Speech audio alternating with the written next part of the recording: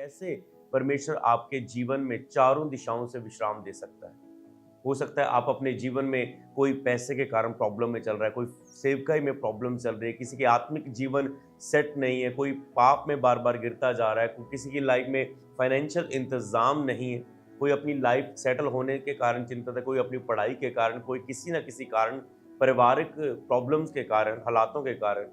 क्योंकि परमेश्वर इन दिनों में प्रोफेटिक के द्वारा, भविष्यवाणी के द्वारा काम कर रहे हैं, परफेटिक डिलीवरेंस हो रही। तो यहां भी जब आप इस परफेटिक सरमन को सुनेंगे, आप परफेटिक डिलीवरेंस को देखेंगे। हालेलुया, जोर से बोलो hallelujah, hallelujah, hallelujah. Thank you Jesus. स्वागत है आप सबका जीवित परमेश्वर की जीवित हजूरी में। और जब परमेश्वर अपने लोगों के साथ वचन के द्वारा बात करता है, बाइबल में लिखा है वो हमें आजाद करता है। जब भी परमेश्वर का वचन आपके तक पहुंचता है, याद रखो आपका छुटकारा आपके पास पहुंचता है, आपकी अगवाही आपके पास पहुंचती है, आपकी चंगियाई आपके पास पहुंचती है। तो मेरा बिलीव है आज वचन के द्वारा चंगियाई आपकी जिंदगी में होगी, छुटकारा आपकी जिंदगी में होगा और अभिषेक आपकी जिंदगी में आएगा। आप पवित्र आत्मा से भर जाओगे। वचन सुनते समय आपकी प्रार्थनाएं परमेश्वर के सामने इस रीति से आज पहुंचेगी, आप देखेंगे परमेश्वर की अद्भुत ग्लोरी को, अद्भुत महिमा को। हालेलुया। तो मैं सबका स्वागत करता हूं परमेश्वर के इस वचन के समय में। सब अपनी आंखों को बंद करें, एक बार सब अपने हाथों को उठाएं और कहें, परमेश्वर आज का वचन मेरे लिए हो, जो तेरा आत्मा मुझे सिखाना चाहता है वो मुझे सिखाए।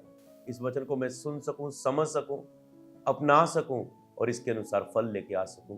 प्रभु यीशु मसीह के नाम में मांगता हूं, आमीन। हालेलुया।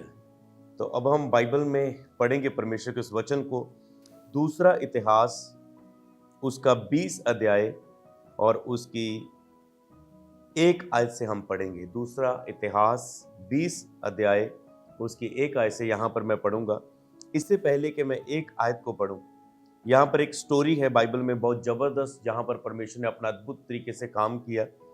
एक आयत से लेकर 30 आयत तक आप इसे पढ़ेंगे। हो सकता है मैं सारा इसे ना पढ़ पाऊं, पर आप 1 से लेकर 30 आयत तक पूरा इसे बाइबल में पढ़ेंगे और आप समझेंगे कि परमेश्वर के सामने आप किस रीति से जा सकते हैं, क्या करने से परमेश्वर आपको चारों दिशाओं से विश्राम दे सकता है। कई बार प्रॉब्लम एक नहीं होती आपके घर में, आप कहते हैं एक हो तो बताऊं, चारों दिशाओं से मैं प्रॉब्लम से घिरा हुआ हूं। मेरा ये सही नहीं है, मेरा वो सही नहीं है, मेरा इधर कुछ सही नहीं है, पीछे मेरा कुछ सही नहीं। जैसे अय्यूब कहता है, मैं दाएं देखता हूँ, बाएं देखता हूँ, आगे देखता हूँ, पीछे देखता हूँ, मुझे कुछ भी नजर नहीं आता, पर जब वह मुझे ता लेगा तो मैं सोने की नाई निकलूंगा।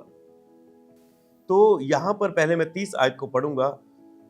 यहां पर लिखे, इस प्रकार यहोशापात के राज्य को चैन मिला, क्योंकि उसके परमेश्वर ने उसको चारों ओर से विश्राम दिया।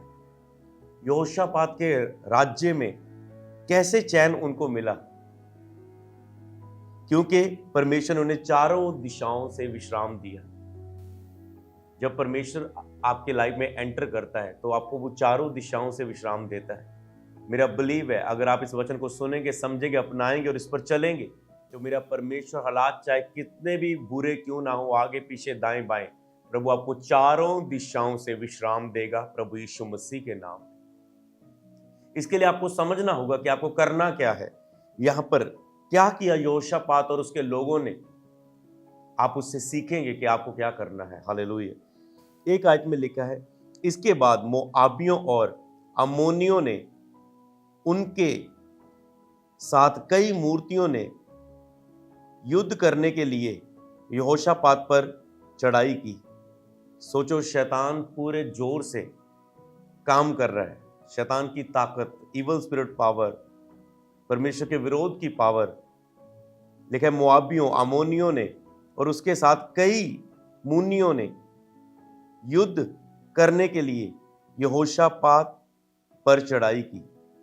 सब लोग मिलकर यहोशापात के ऊपर यहां पर चढ़ाई कर रहे हैं, उसके विरुद्ध युद्ध लड़ने के लिए जा रहे हैं। सबसे पहले जब हम 1 आयत को पढ़ते हैं, यहां पर उन्हें एक युद्ध के लिए उनके विरुद्ध एक योजना बनाई गई। आपके विरुद्ध भी ऐसे कहीं ना कहीं कोई लोग योजना बनाते हैं। शैतान रोज आपके खिलाफ योजनाएं बनाता है।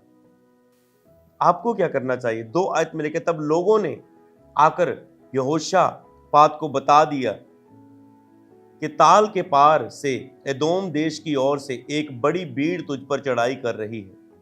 देख, वह ससासोन तमार तक एनगदी भी जो कहलाता है पहुंच गई है। अब यहोशापात को यहां पर बैड न्यूज मिली कि एक बड़ी भीड़ तेरे विरुद्ध चढ़ाई करके आ रही है और वो यहां तक पहुंच चुकी है। 3 आयत में लिखा है, तब यहोशापात डर गया और यहोवा की खोज में लग गया। 3 आयत में लिखा है, यहोशापात डर गया और यहोवा की खोज में लग गया। जब आपको चारों ओर से आपको पता है मेरे हालात सही नहीं है, आप एक काम तो करते हैं, आप डरे तो हुए हैं पर आप यहोवा की खोज में नहीं लगे हुए। यहोशापात की तरह आप भी डरे हो सकते कि चारों दिशाओं से मेरे हालात सही नहीं, परिस्थितियां सही नहीं, पर आप यहोवा की खोज में नहीं। पहला स्टेप जो आपको अपने जीवन में लेना है कि परमेश्वर की खोज में लग जाओ। कोई भी आपकी लाइफ का विषय क्यों ना है, परमेश्वर को खोजना शुरू करो। एक फैसला ले लो कि आज से मैं सुबह, दोपहर, शाम दानियल की तरह दिन में 3 टाइम परमेश्वर को खोजूंगा। तो पहला काम जो पवित्र आत्मा हमें सिखा रहा है कि दिन में 3 टाइम प्रार्थना आज से आपको करनी है। ये मैं आपको वर्ड दे रहा हूं आत्मा में होके कि आज से आप दिन में 3 टाइम प्रार्थना करने का फैसला करेंगे और आप फाइट करेंगे, उसमें यहोवा की खोज में लगेंगे और उन शरीर, शैतान और संसार की उन बातों के विरुद्ध जो आपके खिलाफ है, आप आत्मिक युद्ध को लड़ेंगे। और तो पहला फैसला जो आप ले चुके हैं कि आप दिन में 3 टाइम परमेश्वर के सामने जाएंगे, उसे खोजेंगे, आप एक भी समय मिस नहीं करेंगे। इसे आप वाचा बांधेंगे, एक नियम लेंगे, एक रूल बना लेंगे अपनी लाइफ का, एक डिसीजन, एक स्ट्रॉन्ग डिसीजन आप लेंगे उन स्ट्रॉन्ग होल्ड्स को तोड़ने के लिए। हालेलुया। तो लिखा है, तो उसने अगला स्टेप जो उठाया, जब दूसरी बात हम आज से प्राप्त करेंगे इस मई महीने के लिए, तब यहोशापात डर गया और यहोवा की खोज में लग गया और पूरे यहूदा में उपवास का प्रचार करवाया। अतः यहूदी यहोवा से सहायता मांगने के लिए इकट्ठे हुए, वरन वह यहूदा के सब नगरों से यहोवा से भेंट करने को आए। अब यहां भी सब लोग इकट्ठा होकर, यहोशापात अकेला नहीं है, सब लोग उसके साथ इकट्ठा होकर यहोवा से भेंट करने के लिए आए। अगर उन्होंने देखा ये 1, 2, 3 दल आपस में इकट्ठे होकर उनके ऊपर चढ़ाई कर रहे हैं, तो इन्होंने भी एक साथ मिलकर यहोवा की ओर ये भी अपने कदम को बढ़ाने लगे। वो हथियारों के साथ आ रहे हैं पर ये यहोवा पर भरोसा कर रहे हैं। पहले ये यहोवा की खोज रख रहे हैं, दूसरा उन्होंने उपवास का प्रचार करवाया, उन्होंने फास्टिंग प्रेयर का फैसला लिया। इसलिए आप अपनी लाइफ में फास्टिंग, पवित्र आत्मा की अगुवाई से फास्टिंग रखेंगे। मैं आपको सलाह देता हूं, आप फास्टिंग रख सकते हैं, 18 घंटे की आप फास्टिंग रख सकते हैं और 6 घंटे, 24 में से 6 घंटे आप ब्रेक ले सकते हैं अपने खाने के लिए। उसमें आप अपना खाना खा सकते हैं, अपनी डाइट पूरी कर सकते हैं, अपनी हेल्थ के लिए जो भी अच्छा फूड है वो आप उसमें 6 घंटों में खा सकते हैं। अपना वो टाइम आप ब्रेक ले सकते हैं 6 घंटे, पर 18 घंटे आप परमेश्वर को खोजेंगे। अगर 18 घंटे में भी अगर हम आत्मा में जो पकड़ रहे हैं यहाँ पर 18 घंटे में भी कितने हिस्से हुए, अगर हम टोटल देखें 6, 6, 12, 6, 18 और उसके बाद 24, इसमें 4 हिस्से आते हैं 24 घंटों में। और यहोशापात को कितनी दिशाओं से, चारों दिशाओं से परमेश्वर ने क्या दिया? विश्राम दिया। आपको समझ पा रहे हैं कि परमेश्वर ने चारों दिशाओं से उसे विश्राम दिया। तो अब आपको क्या करना है? अगर आपने 6 घंटे निकाल दिए तो आपके 18 घंटे बाकी है। 18 घंटे में आप देख रहे हैं, 18 घंटे में 6, 12 और 18 घंटे में आप परमेश्वर को खोजेंगे। 18 घंटे में अगर आप देखें तो कितने हिस्से आते हैं? 3 हिस्से। आपको कितनी टाइम प्रार्थना करनी है दिन में? 3 टाइम। और इस बचे हुए 18 घंटे में जिसमें आप परमेश्वर को खोजेंगे कितने आएंगे? 6 घंटे, 6, 6, 12, 6, 18, 3 हिस्से इसमें आएंगे। तो इन हर 6 घंटे में लक्ष्य लेंगे आप कि पहले 6 घंटे में मैं इतने घंटे प्रभु के साथ बिताऊंगा, अगले 6 घंटे में मैं इतने समय प्रभु को बिताऊंगा, अगले तीसरे पार्ट में मैं इतना समय परमेश्वर के साथ बिताऊंगा। वो आप अपनी फाइट के हिसाब से एक समय निश्चित करें। कई बार लोग अपनी फाइट्स को क्यों नहीं जीतते? क्योंकि वो फाइट को पूरी तरह से सीरियस होकर नहीं लड़ते। वो ठानते नहीं अपने मन में, क्योंकि वो कोशिश करते हैं पर वो डिसीजन नहीं लेते। आपको कोशिश नहीं करनी, आप जीते पहले हैं, आपको डिसीजन लेना है पूरी तरह से कि मुझे 3 टाइम प्रार्थना करनी है तो करनी है, मुझे हर 6 घंटे में परमेश्वर के साथ इतना समय बिताना है, मेरी फाइट इतनी बड़ी है तो मुझे इतना समय बिताना है। आप उसे ठानेंगे, मुझे इतना टाइम प्रभु के साथ देना है इन 18 घंटों में, और उसे पूरा करना है।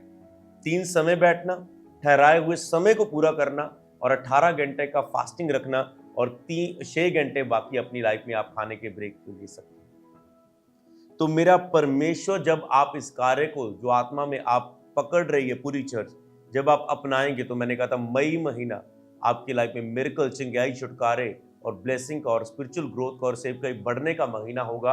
और मई, जून, जुलाई आपके बहुत से लोगों के मैं वीजा लगते हुए देख रहा हूं, बहुत से जीवनों में अद्भुत काम होते देख रहा हूं। आपने बहुत से प्रोफेटिक वर्ड को एवरी संडे सुन रहे हैं, क्योंकि मैंने कहा था संडे आपको मिस नहीं करना, बुधवार आपको मिस नहीं करना, हर गुड न्यूज मीटिंग जहां भी हो आपको मिस नहीं करना, चर्च में हो बड़ी मीटिंग, क्योंकि परमेश्वर इन दिनों में प्रोफेटिक के द्वारा, भविष्यवाणी के द्वारा काम कर रहे हैं, प्रोफेटिक डिलीवरेंस हो रही।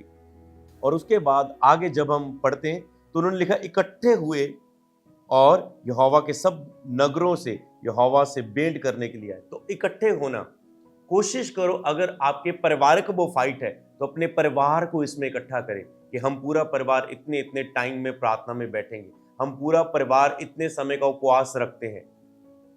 आप अपने आत्मिक मसीह भाइयों को, बहनों को, दोस्तों को साथ लेकर इस उपवास का फैसला कर सकते हैं, अगर आप अकेले नहीं लगते, क्योंकि अकेले डिसीजन लेंगे हो सकता है आप तोड़ भी दें, आप नहीं ले पा रहे, पर अगर आप कुछ साथियों को इकट्ठा करें तो आपकी प्रार्थना और शक्तिशाली हो जाएगी। तो आगे हम 5 आयत को पढ़े। तब यहोशापात यहोवा के भवन में नए आंगन के सामने यहूदियों और यरूशलेमियों की मंडली में खड़ा होकर यह कहने लगा, हे हमारे पितरों के परमेश्वर यहोवा, क्या तू स्वर्ग में परमेश्वर नहीं? क्या तू जाति जाति के सब राज्यों के ऊपर प्रभुता नहीं करता? और क्या तेरे हाथ में ऐसा बल और पराक्रम नहीं कि तेरा सामना कोई नहीं कर सकता? तो यहां पर वो परमेश्वर के सामने प्रार्थना करने लगा, एक ऐसे शब्दों को लेकर जाने लगा जिसमें प्रभु की महिमा हो। क्या तेरे सामने कोई खड़ा हो सकता है? प्रभु, तू इतना पराक्रम और बल से भरा हुआ परमेश्वर नहीं है? तेरे सामने कोई नहीं, तेरा सामना कोई नहीं कर सकता परमेश्वर।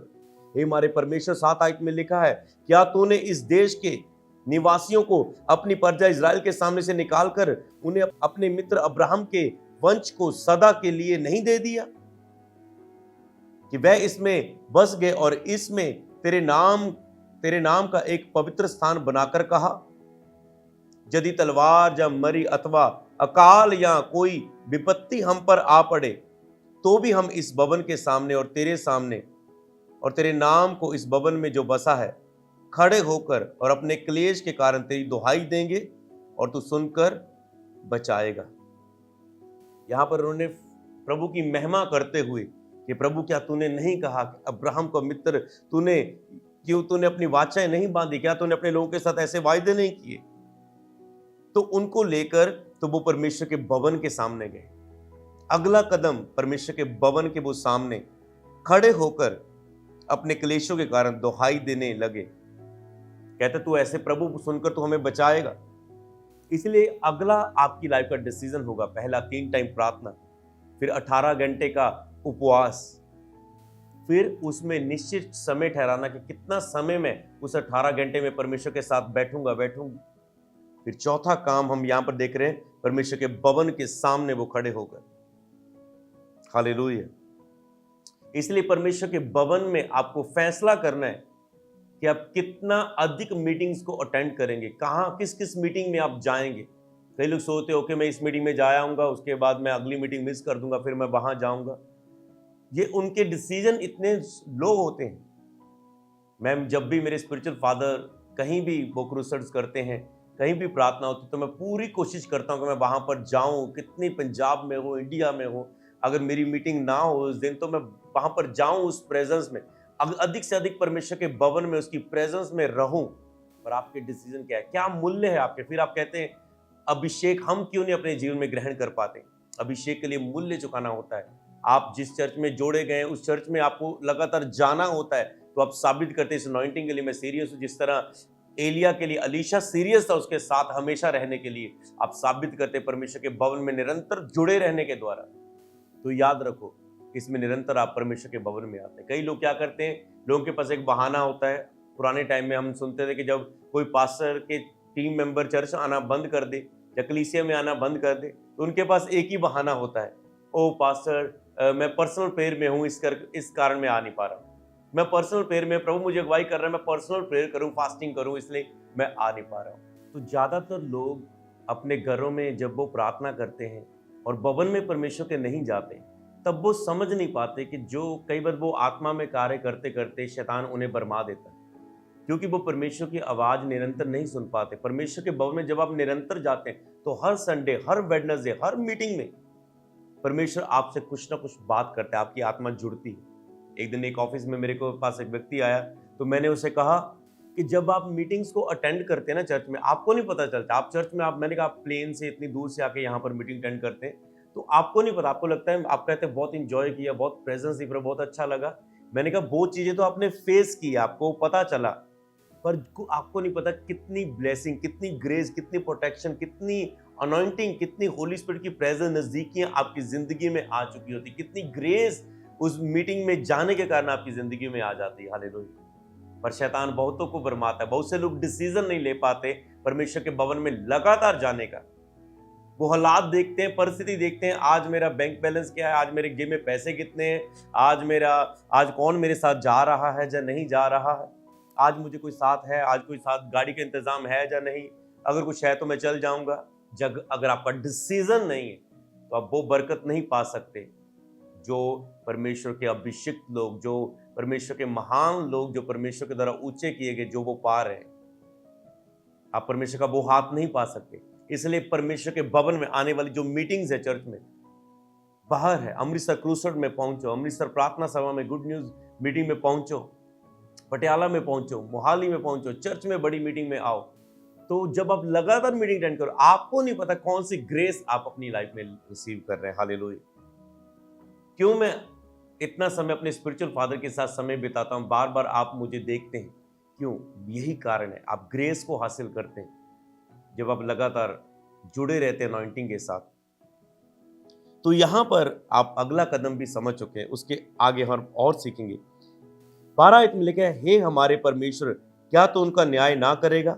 ये जो बड़ी भीड़ हम पर चढ़ाई कर रही है, इसके सामने हमारा तो बस नहीं चलता, हमें कुछ नहीं सूझता, हमें क्या करना चाहिए, परंतु हमारी आंखें तेरी ओर लगी है। कहता हमें कुछ नहीं सूझता, हमें क्या करना चाहिए, पर हमारी आंखें तेरी ओर लगी है, तेरी ओर लगी है।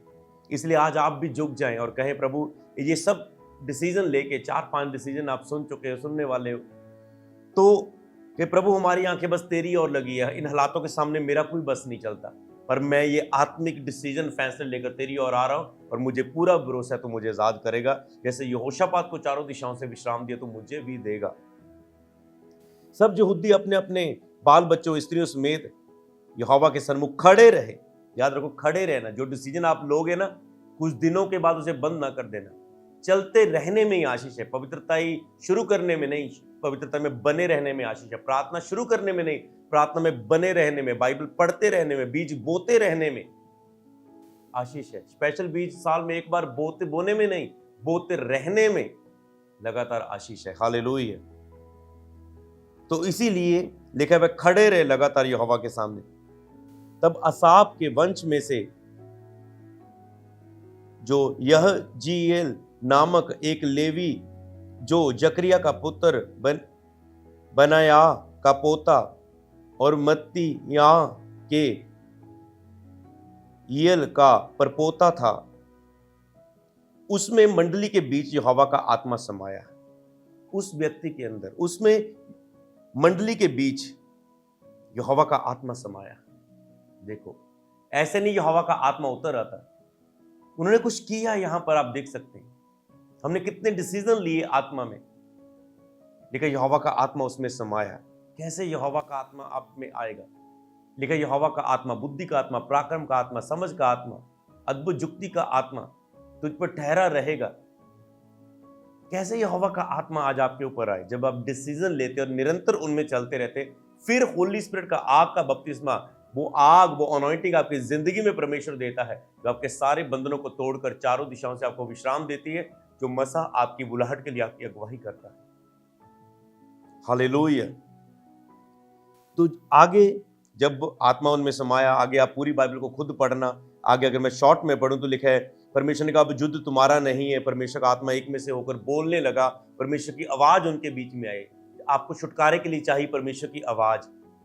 जब तक आप आवाज नहीं सुनने लगेंगे पवित्र आत्मा के छुटकारे और अगुवाही बुलाहट के लिए आपको नहीं मिलेगी। पौलुस को आत्मा बताता था, जा वहां पर जाके प्रचार कर, रुक जा, वहां तो नहीं जाना।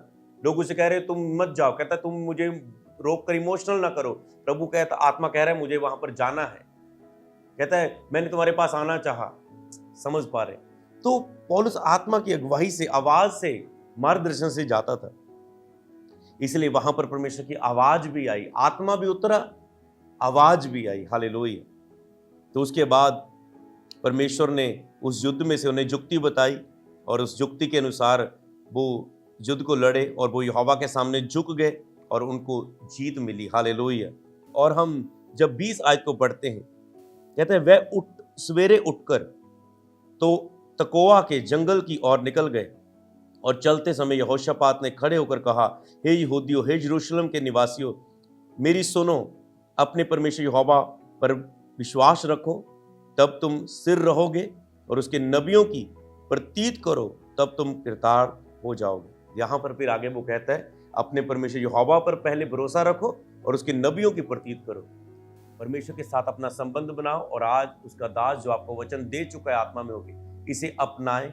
जब चाहे जितना समय आप परमेश्वर के साथ, जो आत्मा आपको अगुवाई करता है, डिसीजन ले इस वचन के अनुसार और अपने कार्यों को परमेश्वर के सामने करना शुरू करें। हालेलुया। जब उन्होंने परमेश्वर की योजना को अपनाया तो दुश्मनों में आपस में ही गड़बड़ी डल गई, आपस में वो भिड़ने लगे और सबका नाश हो गया। हालेलुया। और यहोशापात को प्रभु ने जीत दी। और 30 आयत में लिखा है, इस प्रकार यहोशापात के राज्य को चैन मिला क्योंकि परमेश्वर ने उसको चारों ओर से विश्राम दिया। आपको भी परमेश्वर चैन देगा, चारों दिशाओं से विश्राम देगा जीत दिलाकर, अगर आप इस कार्य को, इस प्रोफेटिक मैसेज को फॉलो करें तो इसे अपनाएं। इस मैसेज को जब भी मैं ये बाइबल खोलता हूँ, ये प्रोफेटिक, परमेश्वर कुछ प्रोफेटिक के द्वारा मुझसे बात करता है। मैं इसे कहीं से भी खोल लूँ, परमेश्वर मैसेज के द्वारा। बहुत बार हमने ये कहानी को चर्च में सुना भी है, पर जो आज मेन मकसद था कि जो हमें प्रोफेटिक अगुवाही मिली है कि हमें करना क्या है, कैसे डिसीजंस लेने हैं, फास्टिंग के, 3 टाइम प्रार्थना के, कैसे परिवार को एक साथ लेना है, कैसे इस युद्ध को लड़ना है। यहोवा की आत्मा के बिना हम कुछ भी नहीं, यहोवा की आवाज चाहिए। कैसे हम परमेश्वर के सामने जाना है धन्यवाद करते, कैसे उसके सामने झुके रहना है, खड़े रहना है, हटना नहीं है। हमने बहुत सी बातों को सीखा, इसे अपनाएं अपनी जिंदगी में। परमेश्वर आपको आशीष देगा, परमेश्वर आपको बरकत देगा। God bless you. मैं आपके लिए प्रार्थना करता हूँ। हे सर्वशक्तिमान पिता परमेश्वर, मैं प्रार्थना करता हूँ जितने लोग खुदावन यहाँ मौजूद हैं, जितने लोग खुदावन बाद में इस वचन को सुने, यीशु नासरी के नाम में मैं प्रार्थना करता हूँ ये अभिषेक उनकी जिंदगी में उतर आए और सारे बंधन उनकी जिंदगी से टूट जाएं और वो ब्लेस हो जाए अपने जीवन के हर एक हिस्से में प्रभु यीशु के नाम। जितने बीमार हैं, मैं प्रार्थना करता हूँ, प्रार्थना सुनते ही प्रभु यीशु नासरी के नाम में वो चंगे हो जाएं। जितने दुष्ट आत्मा से जकड़े हुए यीशु नासरी के नाम में वो आजाद हो जाए। जितने घटी में चल रहे हैं उनके लिए इंतजाम हो जाए यीशु के सामर्थी नाम में। मैं आपको ब्लेस करता हूं आज टेस्टिमनी के साथ, गवाही के साथ। यीशु के नाम में अपने सिर पर हाथ रखो, बोलो प्रभु का आत्मा आज मुझ पर है, जो मुझे चारों दिशाओं से विश्राम दे रहा है। यीशु के नाम में छुटकारा पाओ और चंगे हो जाओ। Be healed in the mighty name of Jesus, be free in the mighty name of Jesus. भर जाओ पवित्र आत्मा से, भर जाओ सामर्थ्य से। Receive in the mighty name of Jesus. यीशु नासरी के नाम में मैं आपके ऊपर गवाही की घोषणा करता हूं। अपने आप को चेक करना, आप गवाही के साथ खड़े होंगे प्रभु यीशु मसीह के नाम में। बोले आमेन, आमेन, आमेन। God bless.